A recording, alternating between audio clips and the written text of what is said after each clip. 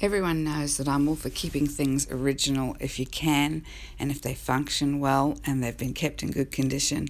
But sometimes you've just got to update. And in my case, I had to keep medicines in a certain temperature when I'm on the road, so my old icebox, as cute as it was, just wasn't quite cutting it. So thanks to Thetford, I've got a brand new Norcold fridge now inside Rosie, and this is the process of how we went about putting it in.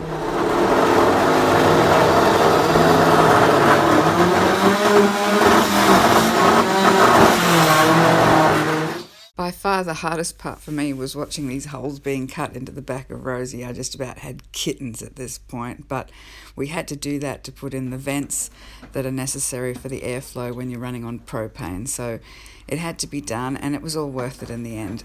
The other hard thing was we actually had to pull the actual door off to get the fridge inside, and quite a bit of shoving and pushing. We finally got it in there nice and tight, so it's not going anywhere now.